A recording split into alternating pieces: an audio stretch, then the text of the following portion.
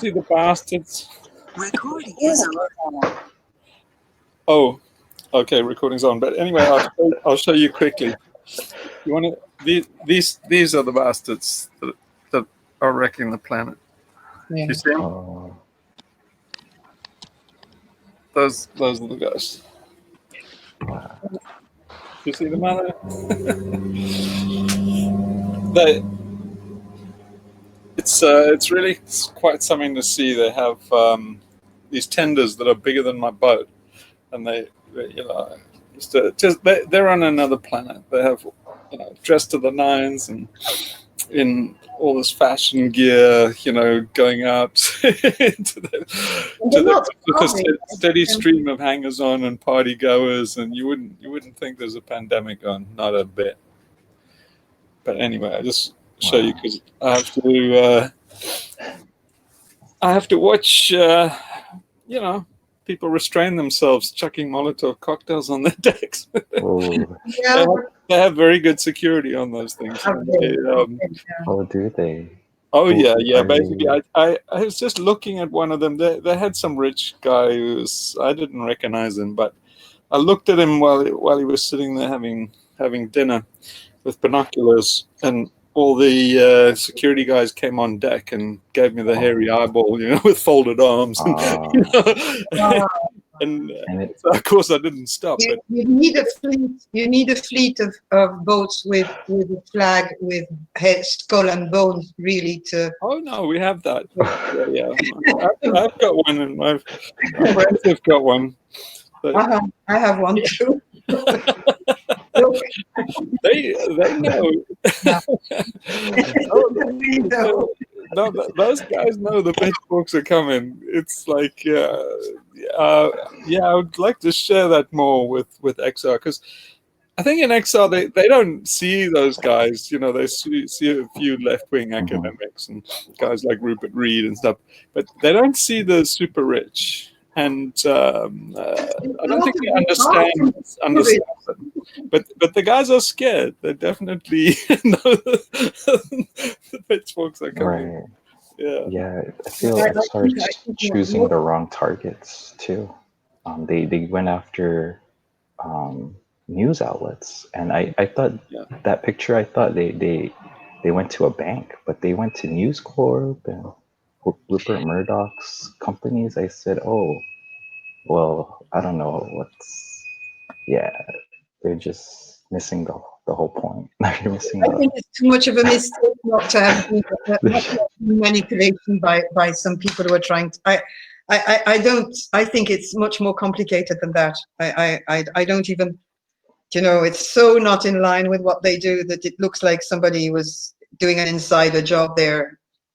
I also thought that is like, how stupid can they be without being coerced by some plant or something? Yeah. It's like, if anybody in XR is watching, you've got to watch out for that. Don't assume that everybody's a milk toast that's on board, and a lot of the guys are trying to screw you up, and that's such a bad own goal. You've got to be alert.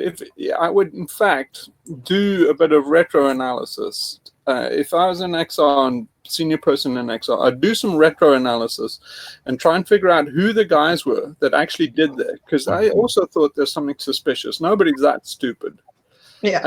So either it's gross incompetence, in which case that person should be evicted from the organization, or otherwise, basically, you've got a mole in there. I would think it's a mole. I would think that basically it's such good propaganda for the other side that probably somebody instigated it and set up these naive people to go ahead and do it. But I would definitely investigate who was involved, who the main instigators were, who thought up that idea, and who pushed it, because it stinks to me. I think that there's something wrong there. Yeah. That's what I thought the first time I saw that on the news, that it was an inside job that was sort of absolutely. You got to watch for that stuff. The guys they're not stupid. The state is not stupid, and unfortunately, most of the activists are. So they're easy to manipulate, because a lot of them in XR are great guys, but they're very young, very privileged, and very easy to manipulate. and very, very naive. Newspaper. They're all Boy Scouts. They all think the government is nice and just needs, a bit of reminding to. And it's like, There are a lot of Boy Scouts in them. Sorry, my glasses are broken. They're constantly falling. Yeah, there's a lot of Boy Scouts in them, actually. There is literally Boy Scouts. Like, there is. Oh, I meant it figuratively, but okay. That makes a lot of sense. Yeah. But it's time to kind of wake up and stop trying to do this, wake the world up thing, and wake up yourself, because it's people are very, very naive. It's time to stop this left-wing thing where, the conspiracy theories, you got a tinfoil hat. It's all conspiracy theories. It's wall-to-wall conspiracy theories. People in the left-wing, they don't go into the military. They don't go into finance. They don't see that side. So to them, it seems ridiculous. I went into social studies and the arts and stuff, and conspiracy theories are ridiculous right-wing things. Well, the right wing comes up with them because they go into the military. They've lived them. They know that conspiracy theories are not bullshit. It's all conspiracy theories. In fact, just pick up a history book and you'll see, the conspiracy theories all come out about 20 years down the line. In the UK, about 50 years. So do you honestly think that all the conspiracies stopped dead in 1970 in the UK? It's like, no, they've been going on since then, and Do you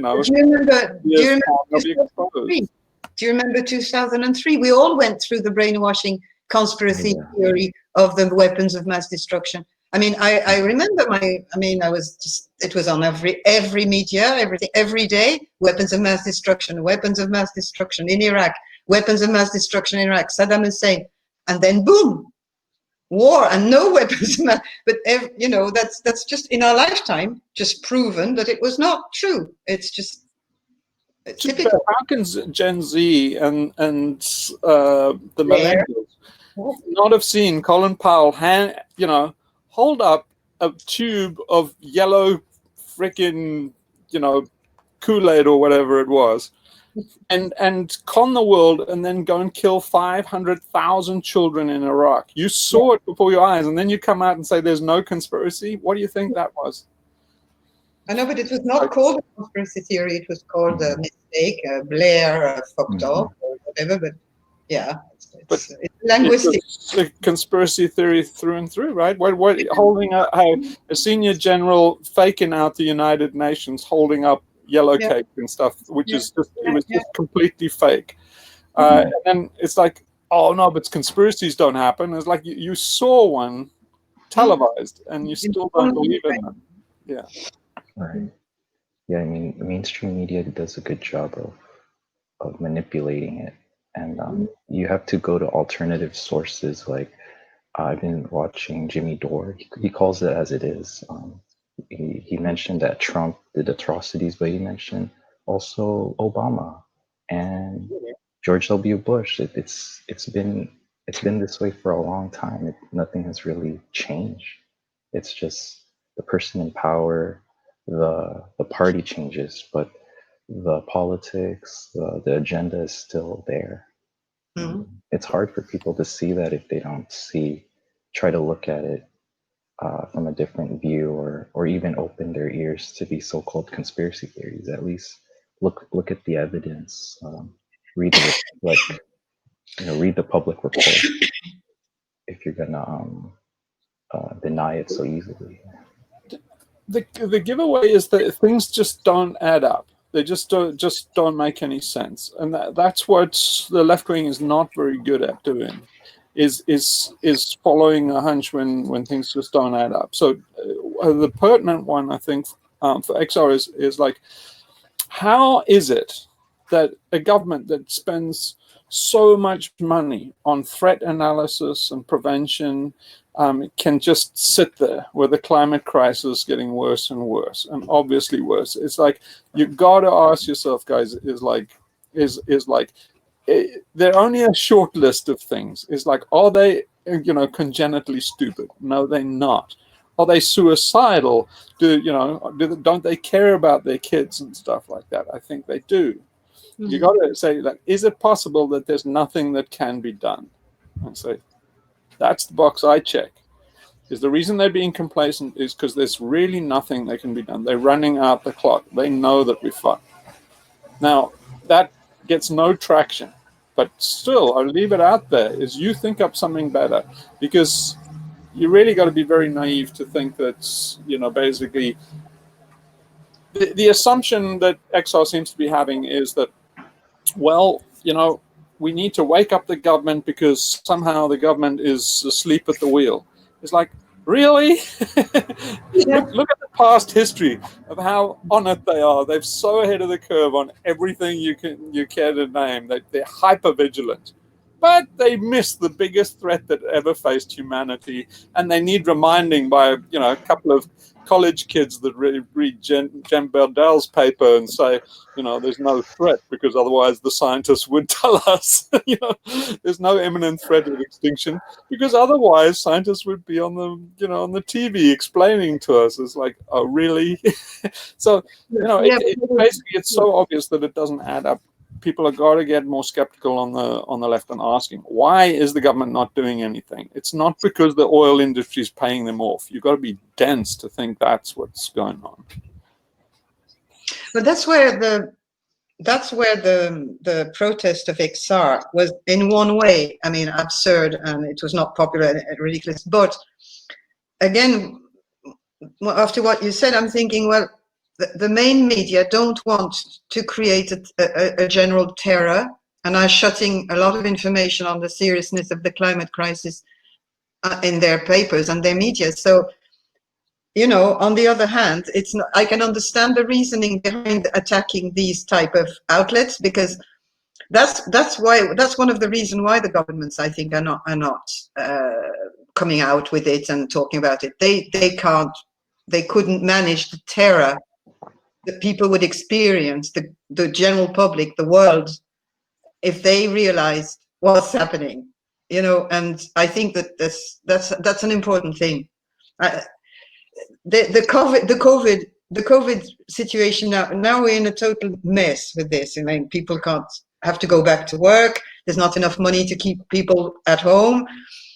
People are going to die, but in the media, this is not talked about. It's the same as the climate. So, yeah, they couldn't manage the wave. Do you imagine the wave of terror that would come if people could understand the science papers that we're all reading?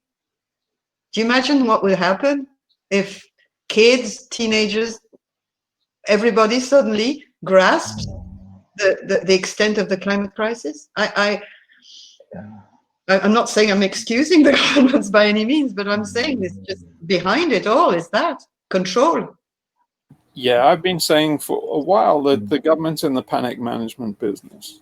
Yeah. They're showing all the signs of doing panic management, and they're doing nothing for climate mitigation. So basically, if you're a passenger on the Titanic, you assume that the captain and crew are faking you out just to keep everybody calm. But they know the ship is lost. They give all the signs that the ship is lost. And I just come back to that again and again. I just can't. So again, it's no point in addressing. That's the only thing that makes sense. Yeah. It's no point in addressing the governments. There's no point in, and that's where XR is wrong again. They're going to the wrong people, because these people will not spread their information.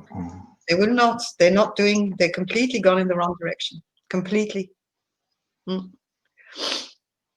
Anyway. Well, it probably leads into the first thing that we're discussing on the Desiderata Extinctionati. Yeah. So the first thing was, we're still talking about don't cede any of your power, personal power, and don't do any for self-harm. We spoke about that self-harm thing, and I hope I made it clear what I thought about that, because the kind of work that we're doing is kind of like work on yourself. It's psychological, and it's kind of like brain surgery on yourself, and it's very dangerous to do. I mean, done properly, you should have a psychotic breakdown. It should be quite a severe break from your world and your worldview, and there's every chance that somebody does some irreparable damage. If you do psychological damage, brains are pretty plastic, and you can recover and make, reform an ego. Nobody ever lost their ego and was terminally dysfunctional after that.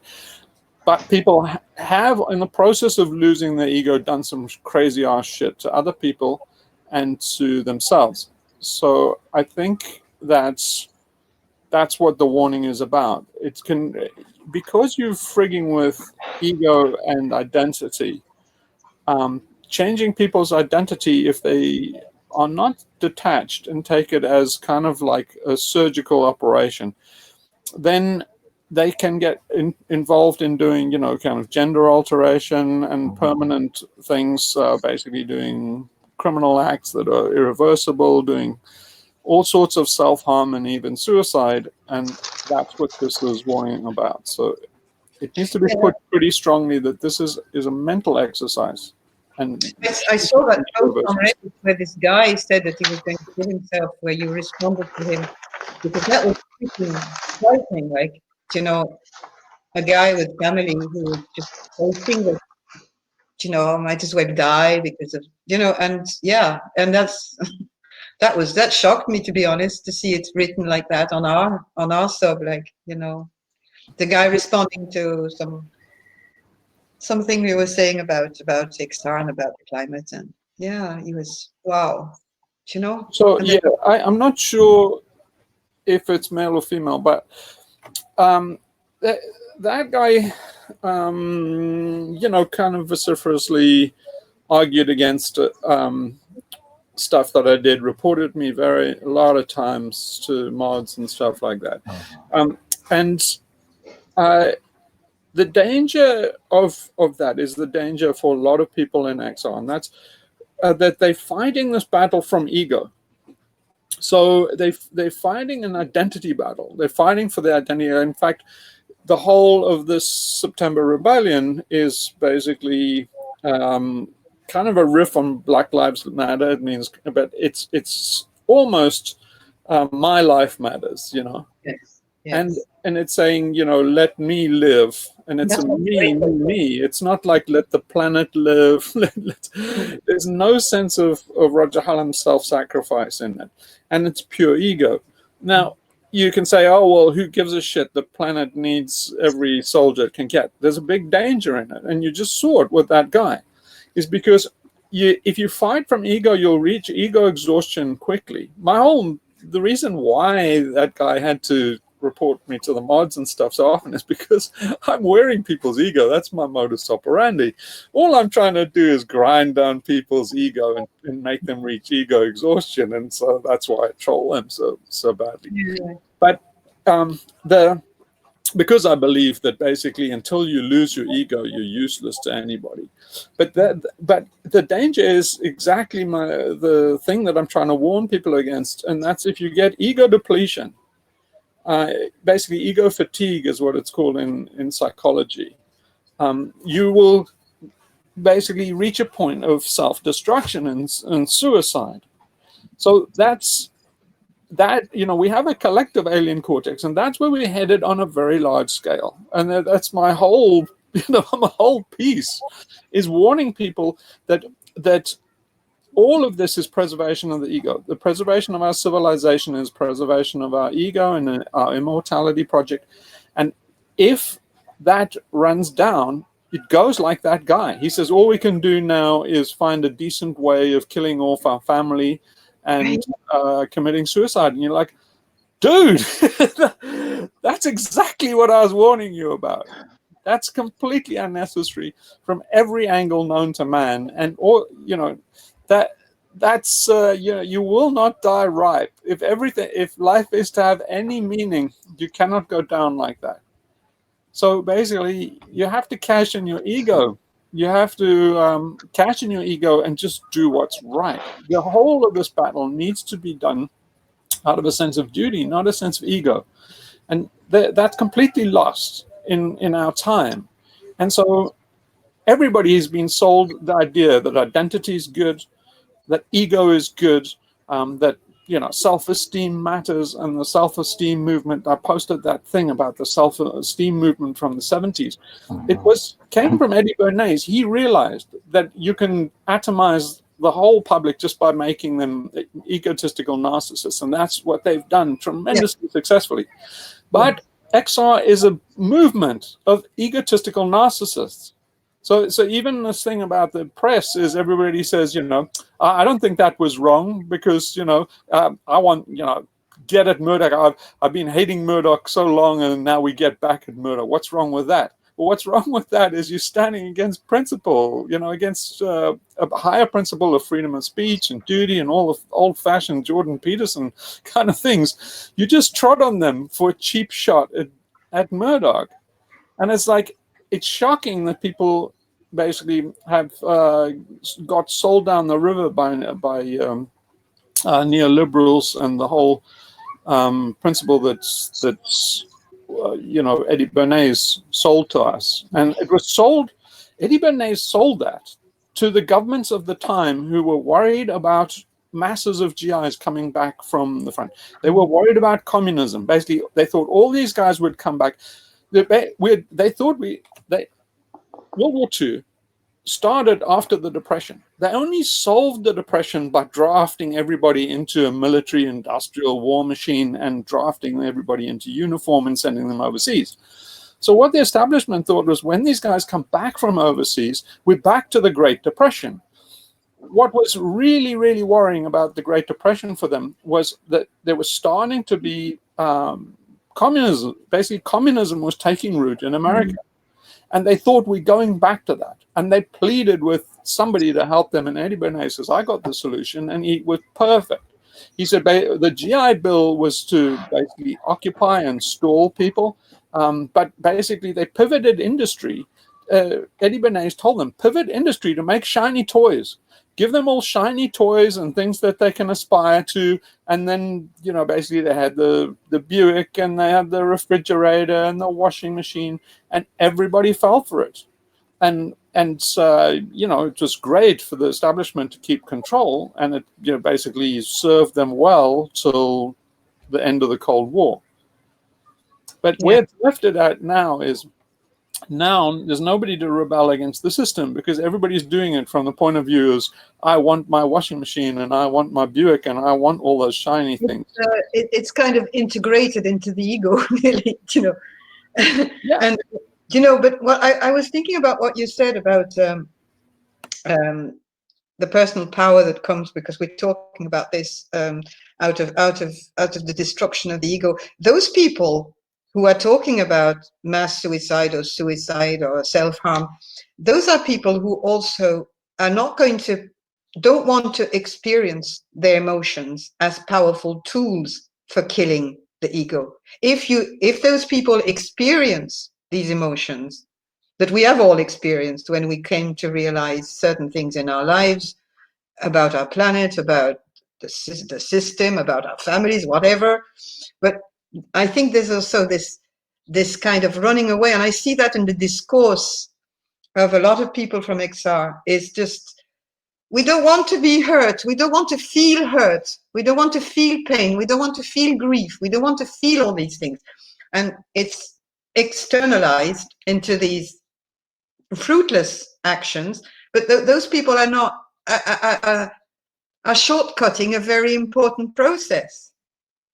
And you can do all sorts of meditation and whatnot to work on your ego. If you don't use the tools that our body is giving us, emotions that are the primal messages that are subdued by what you call the alien cortex, but that are rationalized or channeled or whatever, and those people don't want to go there, and that's something I'm interested in.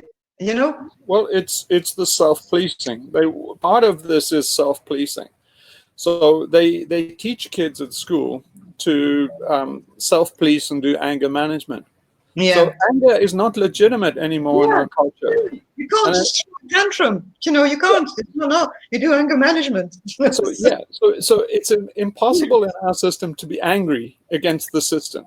Basically, if you angry, you personally have a problem. Yeah. And they've been very successful at writing that that basically getting people to swallow that. So Emotional killing. if you're angry with the system, if the system breaks you, if you're not succeeding in the system, you must take that personally. And people have bought it. Everybody in XR buys it.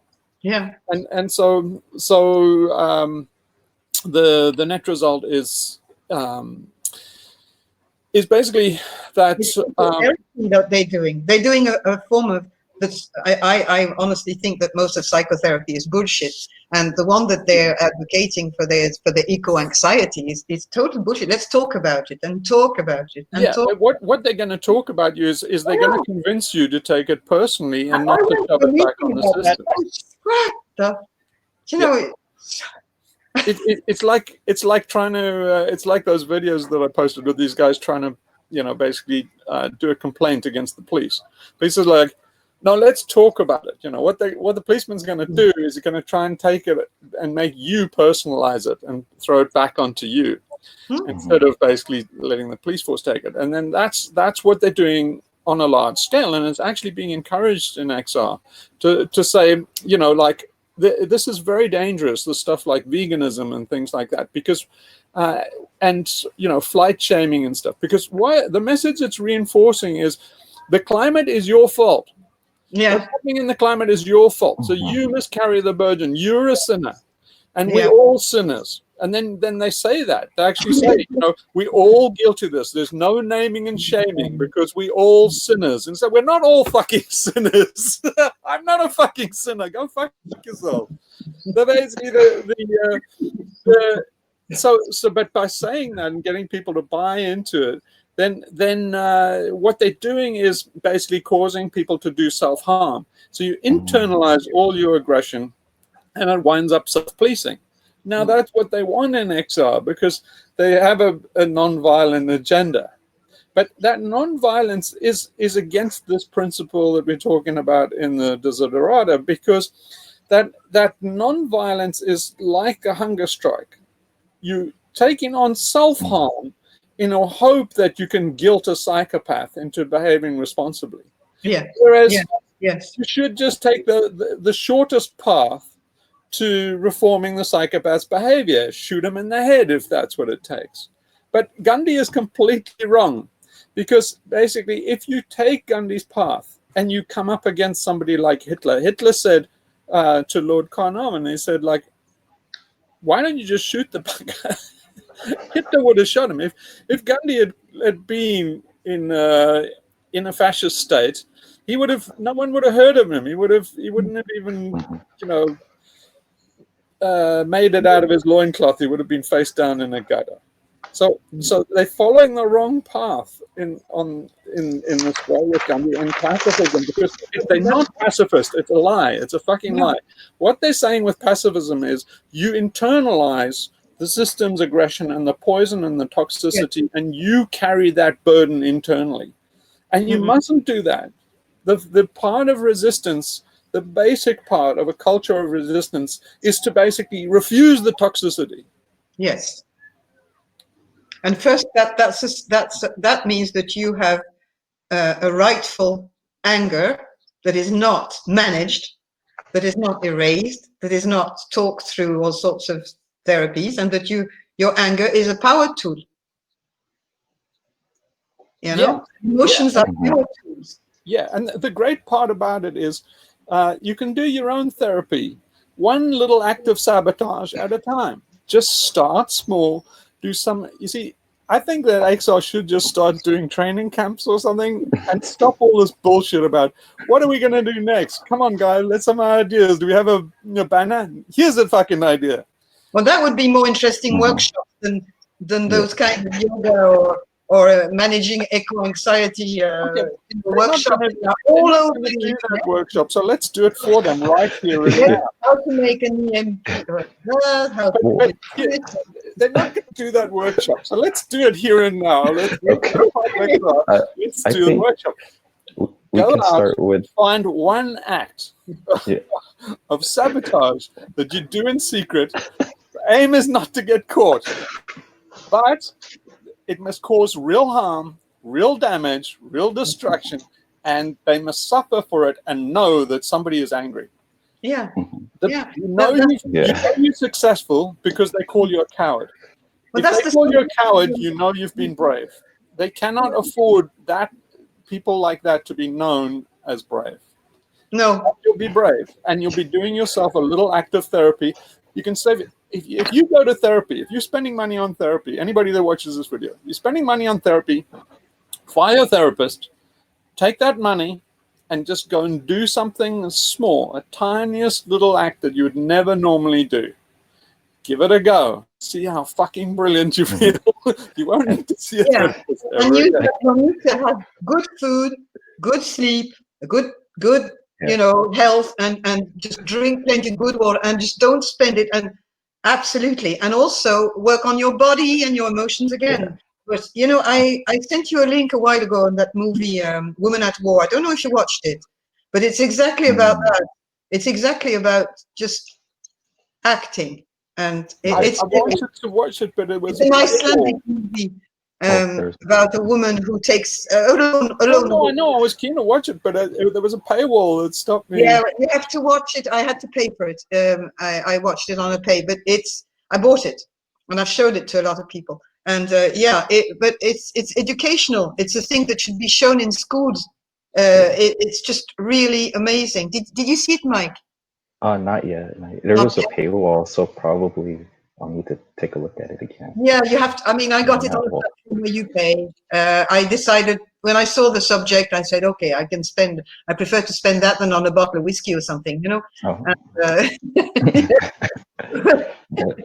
And, I'd like to give I paid about $12 for it, Yeah. I have it for good.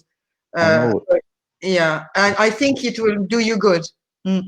Yeah, I know where a lot of these people can start too.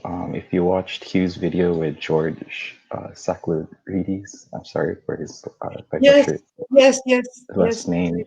The workplace, a lot of XR people, I'm sure they have full-time jobs, and I'm sure they're tired of the system and the way everything's managed. So that video is I still watch it from time to time just to get some inspiration. Like Which one is that one? I remember the content. I can't remember the video itself. Which one was that? Do you remember the title of it? No, you would, Hugh. I don't remember. I downloaded your videos because I was afraid they might be taken off the net, so I've got them on my computer.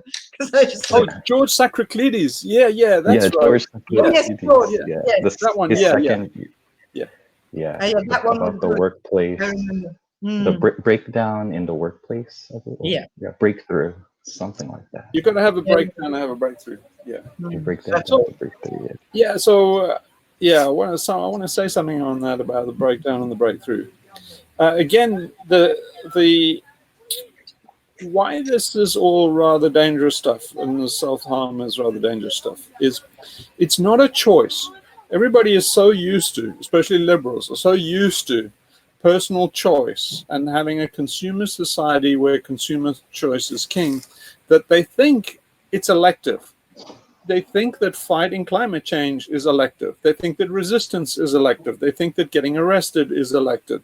They think all of these things are personal choice. Here's the big danger in that. Is we're getting to a place where look, no one really has any real agency. It's just a figment of your imagination. But you're getting to a point where it'll definitely be proved to you.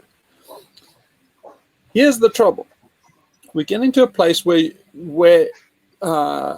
people will be in a double bind. When you put people in a double bind, where you're damned if you do and you're damned if you don't, that's when they have psychotic breakdowns. It's institutionalized. I mentioned it before. It's part of military training and a lot of things that basically break you down and reform you and stuff. It's a basic technique. Is you give somebody a double bind. You give somebody Hobson's choice, a catch-22 that they can't get out of, with terrible consequences. They break down. They can't do either thing. They break down, and then you start building them up. It's just a standard technique. Here's the problem: You're going to be doing that without supervision. You're going to be doing that outside an institution. It's just going to be happening because that's the way the world's going. And at that point, you really are on your own, because you've got no framework of duty, sacrifice, any kind of Jordan Peterson style old world values. You've got none of that framework. All of that stuff is lost. So basically, you're completely on your own, and it's going to turn out like that guy. It's going to be like, I'm broken, I'm done, and there are going to be suicides all over the place. It's completely unnecessary. And so, yeah, so that's what I wanted to say about that little bit, is that it's all of this stuff is not going to be your choice. The age of choice is rapidly disappearing. I've got to plug in. I'm running out of juice. It's not an illusion. Yeah. So that's. I just want to add that to it. But you have choice in your action. That is different. When it comes to action, then there is choice. Yeah, but that's where your agency can reside. You have no choice in terms of agency towards politics, but you still have it in your hands, and well, yeah. But the first part of this principle is about don't cede your power to somebody else. Yeah. When you're doing something like consumer choice, you don't really have choice. No. People have all sorts of delusions about what choices they're making, but they're really being manipulated from a thousand ways. So if you do something that's contrary to the system and a real no-no, that's a personal choice. If you do the goodies, the stuff that feels good and is right and is all legal and is all what your school teacher would approve of, that's probably not your own choice. You're probably being coerced and trained, and basically you've been indoctrinated into it, and you're probably doing it out of learned helplessness. It's slavishness. Yeah.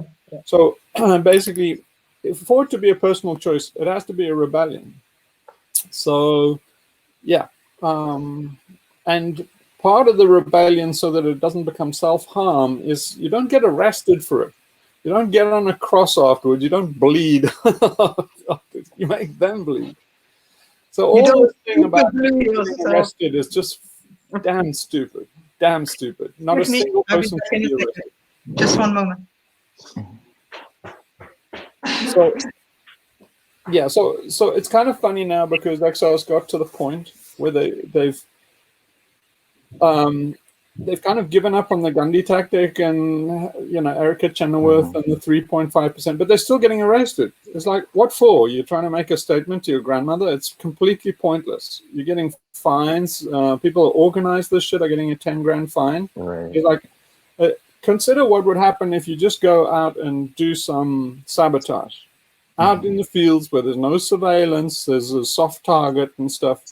It's like nobody's going to catch you. And it's a real problem for the system. Wrecking is the most serious problem for the system. It's difficult to keep a shit show going. And so, the establishment has their work cut out for them just to keep this shit show going, just to keep destroying the environment, to keep us burning fossil fuels, just to keep the destruction going is a full-time job. So it's pretty easy to monkey wrench, but don't get caught. Basically, do it alone.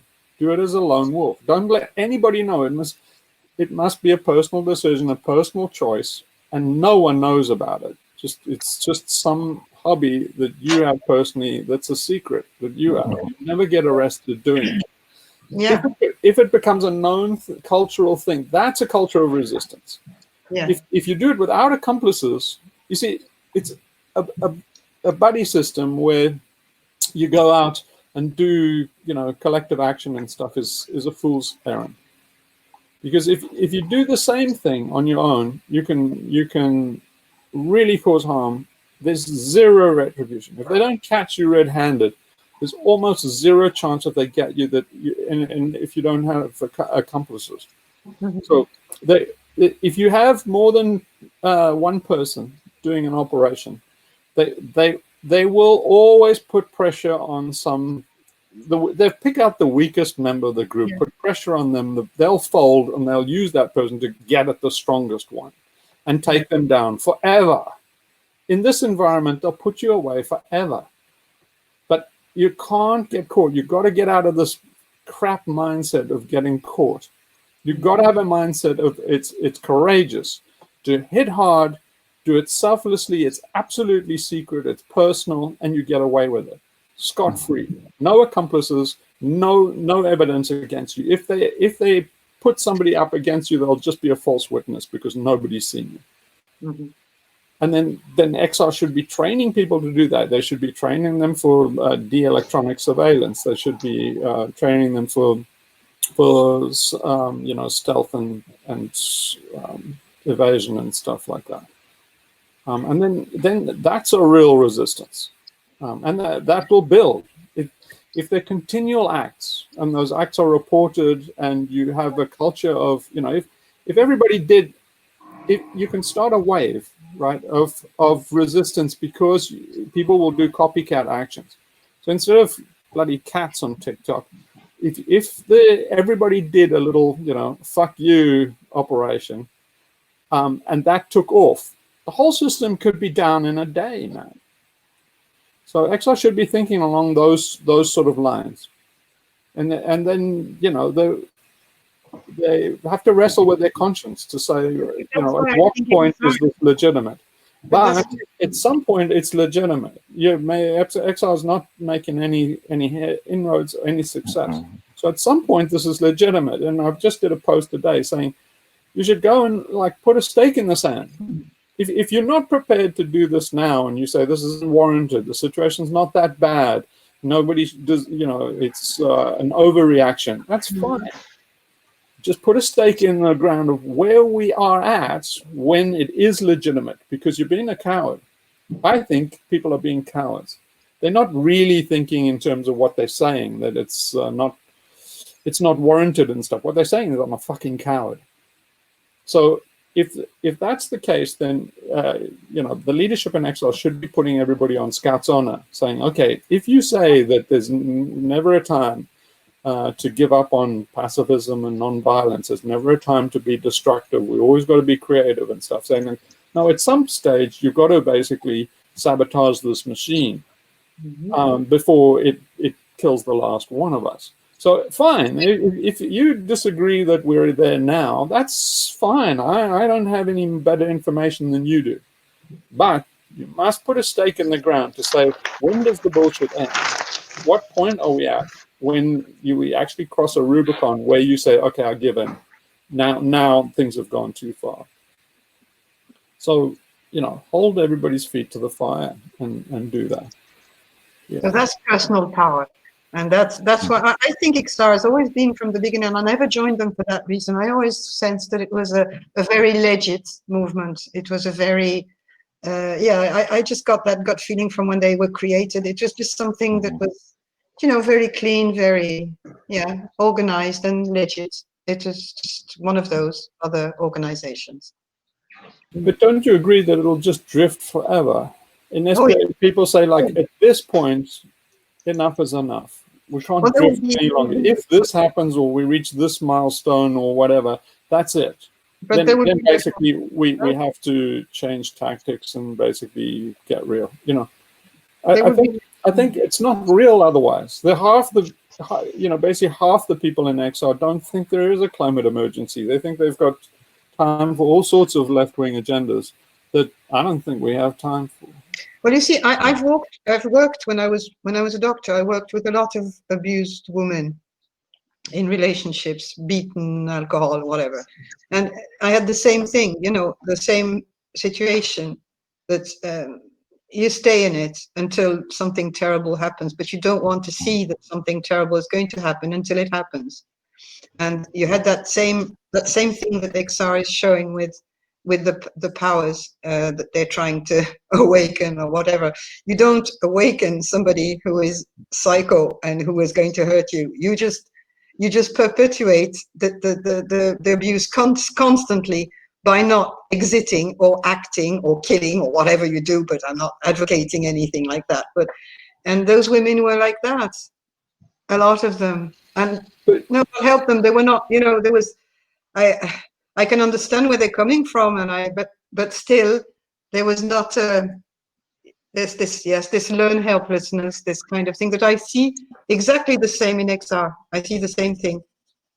We're doing the right thing. Doing the right thing.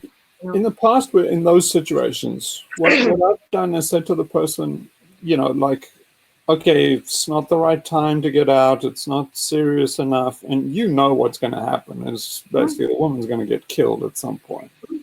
And so the way to deal with it is to just say, you know, get them to put a stake in the sand. Say, okay, if, you know the guy's getting worse and worse, and it's just going to carry on until basically they're dead.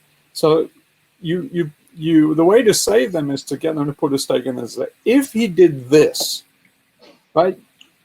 And probably something, oh no, I know him, he'd never do that. Okay, great. If he did, then you leave. Then you report him to the police. Then you do whatever you're going to do, put a stake in his heart. But you basically, if you have that line, when that happens, then you say, look, you said, you promised, you gave an oath that would be the last straw. And then basically when they reach that point, they have to decide, because then they can't deny themselves any longer. So I've actually been through this situation very recently, during lockdown, and that's the way it panned out. So the situation is resolved now, and it's resolved well. But that's the way it was resolved, basically. That's the thing. I think that XR needs to do the same thing with its members. Just like, you're in an abusive relationship with the government. It's spousal abuse, and you whining like an old nag at basically a government that's beating you up. So at some stage, XR, the abused wife, has to say, when has the government gone too far? The government's just going to ratchet it up from now on, right? It's just basically, the government is going to go all the way to basically, kill you as a terrorist, chuck you in jail, and that's what they electrocute you, summary execution like that Antifa guy in Portland. That's where the government hasn't got a fucking limit. It's a psychopath. Okay, even if the individual guys are on the spectrum somewhere, collectively, if they all do their job, the government is a certifiable psychopath on the most extreme end. There's no limit. They will launch nuclear weapons to basically reinforce their psychopathy. So you know that you carry on dancing with this government, you're going to get to the stage where any abused wife would, where they're going to kill you. So put a stake in the ground. How far does XR have to go before they say, that's beyond the pale? We never thought the government would do that. Well, here's news. The government will do anything that basically stops you getting in the government's way. So put a stake in the ground.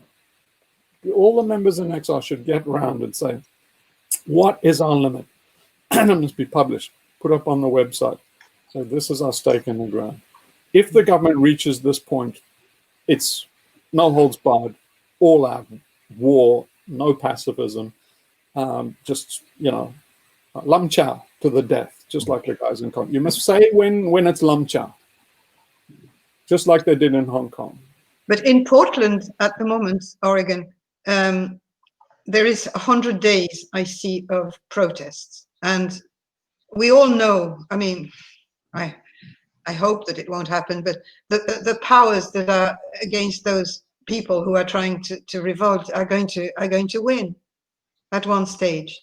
And I think going down that line of getting an organized movement to fight against the army and the police is not going to bring you anywhere either. Even if XR is declared a terrorist movement and they have to be on the ground, this logic, this way of working is not going to go anywhere.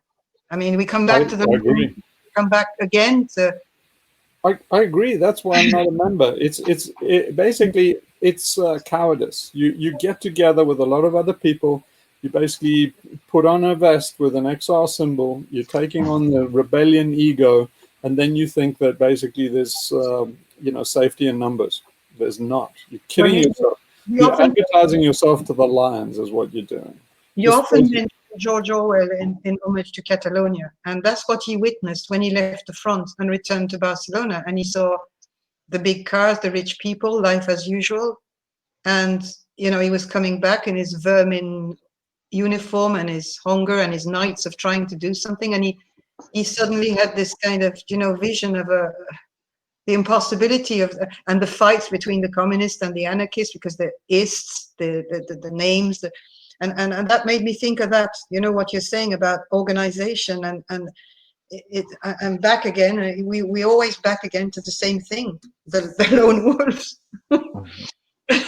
But that's the nature of jihad. This is jihad, and jihad means a personal struggle, an internal struggle, a struggle with yourself. What I'd call a struggle with your alien cortex.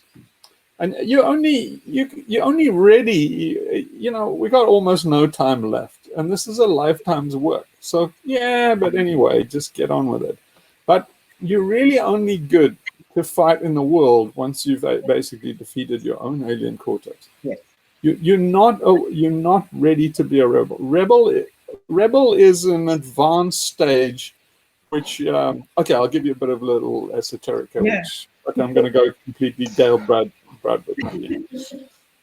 Okay, what they traditionally said was there's a 7-scale octave. After like do re mi, after the third tone, there's a semitone, there's a gap, there's a weird thing in the semitone scale, right, in solmization. So that is often called like the third chakra in a lot of traditions. So basically, they, you know, I heard a lot of people say, oh, you know, Freud never got over the third chakra. Basically, they say that that's the do re mi is. It's very appropriate that it's me, because it's egotistical. It's all about me. It's my identity. It's my life matters. Fill in the blank. And so to get over that stage of ego identity and stuff is self-realization. And you're a new person, and then you can only really be a rebel if you do re mi fa. So that fa is uncertain, it's quavering, it's humble, it's kind of broken. you feel like a revenant out of a sickbed. You don't feel like a warrior, and then you're ready to be a warrior. That's the first stage. When you feel like you rickety and barely on your feet, and you feel humble and defeated, and you feel like a worm, that's when you're ready.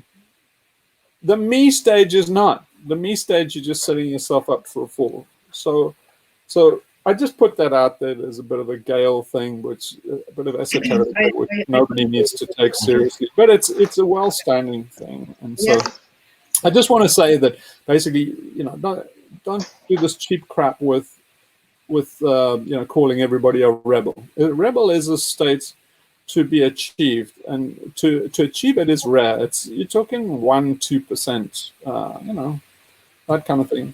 Maybe 1 in 20, maybe 5%, but not even Gale's 3.2%. But that's under full-time training. You can do it in about 2 to 3 years. But it's like, you know, in as much full-time training as you'd say you'd get in the military, you could achieve that.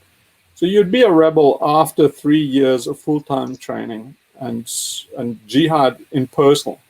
Before then, you're useless to anybody. You're no useless to any movement, to the world, to the dolphins, to the whales. You're fucking useless. You're trash. You're just getting in the way. Sorry to say that and bruise everybody's ego, but that's where everybody is, right? So okay, shouldn't have said all that. But anyway, it's counterproductive.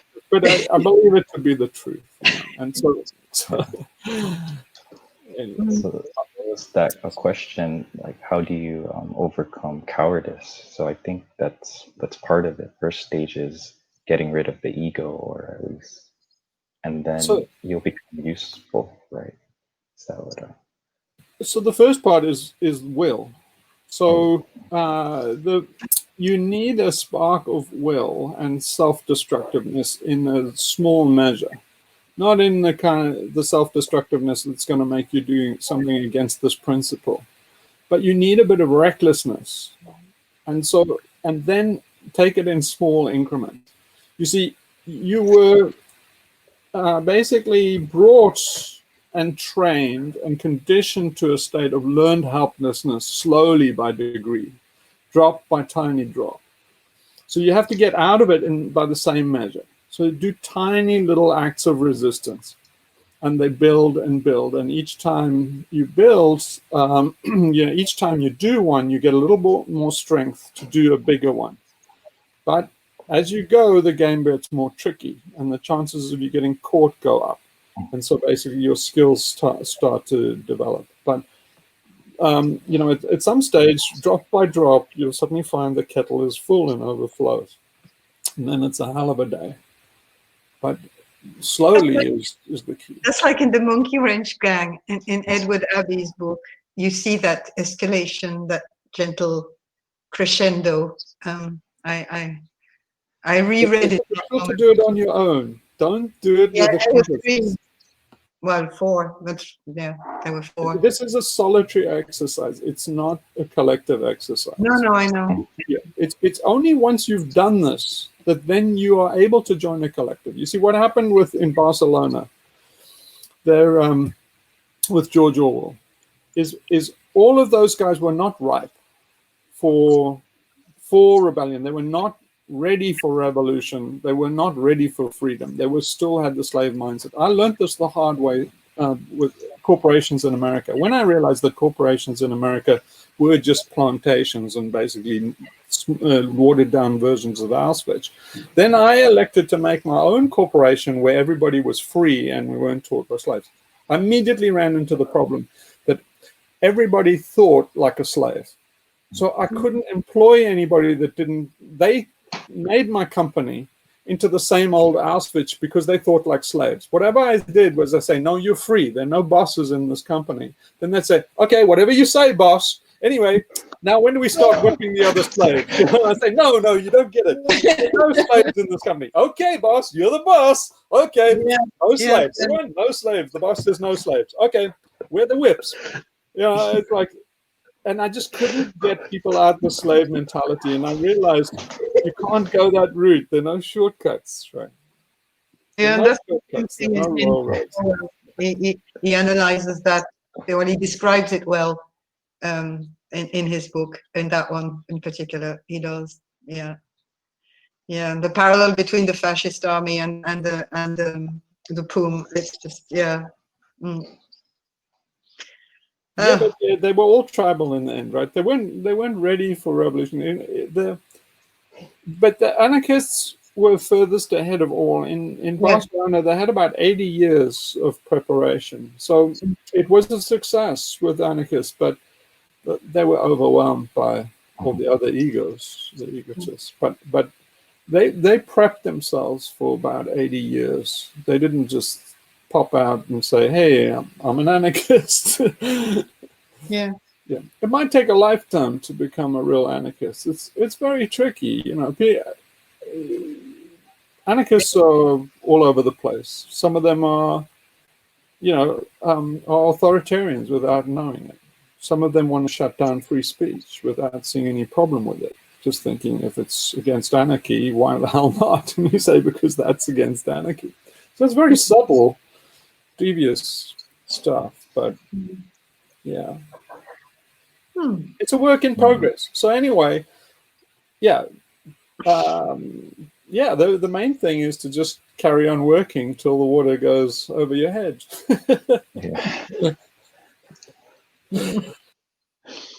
So we didn't talk about the other point. What was the other one? Localization and well, I suppose that could be the subject of a whole, but on the other hand, we have already talked about that a lot. Love, support, communication, cooperation. Yeah, heal the disconnection. Heal the disconnection is the most important point. Yeah. I'm very conflicted about these kind of ones. Yeah, me too. You see, the problem is that this is such a deep one and so hard to explain. But people this is really a thing about love, and our views of love have been deliberately corrupted. So again, this is also about it. This falls under the don't violate the sacred, and I feel that this is so close to violating the sacred. You don't speak with bad breath and wear your heart on your sleeve and say, "Oh, we are a loving community," because that's false. Or is it more close to the evidence than to the sacred, which was sacred is evidence, you know? And then, yeah, I know. I feel that little thing about that point there. Yeah, okay, so here's, I mean, I can accept this if you can say, put it to the test. But I tell you, anybody that effuses of compassion and it's all sentimental drivel, and put it to the test and you'll see it paper thin. You can get somebody angry and they won't forgive you. It's really, where this is coming from is a place of ego. And do a test. So if you can basically dent somebody's ego, and they instantly forgive you and don't hold anything against you, then I'm impressed. But all the people that come out with this shit are the first to get their egos dented and the first to cut you off. So it's like, what exactly, how much solidarity is this if it depends on you being nice to me? Ooh, now that you've said that to me, well, yeah, well, that's not compassion and community, and so bloody, let's start a coalition to basically snuff you out. So it's like, hang on a minute, this is fake. So I feel, that should be understood, but not talked about. It's kind of, I hope I'm not being a bit too kind of English. You see, my dad was an English gentleman and stuff, and basically there's an English thing from, basically public schooling and stuff where you feel things tremendously deeply, but you pretend you don't, and you kind of keep a stiff upper lip and stuff. And then through these tiny actions, you realize huge amount of emotion. So with one tiny little thing, then basically my dad would show how much he loved me, or anybody in the family. But there were these tiny that you knew represented a tiny chink in a steel barrier. So basically, you don't want to hold all these things like community and love cheap. And by putting them as a principle that you're holding them very cheap, it's like, buying them in Walmart. It's like this cheapest version of love you can buy. It's almost a hooker. I feel like just applying to this, I feel like a dollar whore. Just, it's like saying, if you really felt this, would you really talk about it? Yes. I just don't think so. It just rings so false to me. I don't like this. But anyway, I understand that it makes everybody feel warm and fuzzy and stuff, but it's not cool. The Hebrew disconnection, that could be more interesting. I was thinking in that number 9 point to talk about. And the find and live in community also doesn't seem to ring right. Because it's like, I don't know. Anyway, it's getting a bit late, so you need to think about it. Maybe we should think about it more. But I just get the feeling like if you're a rebel and you go around saying, it's all about love and compassion and community and stuff, and it's like, and then the police arrest you. They declare XR a terrorist organization. The police arrest you. You undergo 4 days of torture in a police cell, which is coming. Believe me, I'm South African. No one in South Africa thought it was coming. It's coming. So, and then basically, most people in XR, the ones that effuse most about all the gushy stuff, fold after 10 minutes. They're the first to betray everybody. If you get some hard ass that think, why you have to be such a cunt all the time? Why can't you be nice to people? And those guys, they basically, you hear afterwards what they did to them, how they tortured them, and how basically they kept their mouths closed to protect their comrades. And then you think, fuck, those guys loved them. But you know it in retrospect, not because they walked around talking about loving and compassion. It's just, anyway, you can see how deeply I feel about it. I've got this feeling. Have you, Mike? How do you feel about that? Oh, yeah. Ever since I discovered, Hughes videos, XR Med, I'm leaning towards that direction too. That there has to be. We can't just all be lovey-dovey. It's kind of a false. It's false. It's not a But true real love is thing. shown in actions, right? You Right. can see it through actions. This smacks too much of words and signals. Yeah. It's Yeah. false. Yeah. It's inauthentic. Yeah. So yeah. Anyway, I weighed in heavily on that, but I feel strongly about this one. Yeah, we can. I think we're in agreement on this. I think we are the three. Unfortunately, there was not more of us today, even though I see an A, but I don't know who that is. I think she said her mic wasn't working, but Yeah. but she asked that question about cowardice, how to overcome it. So just but hopefully we'll and I'll post this up once I the Thanks. recording. Yeah. Well, let's revisit it again next time. Yeah, we should. All right. All right. Take care. Take care. Take See care, you everybody. next week. Thanks, everyone. Thanks, Bye. everyone. I'm gonna stop recording.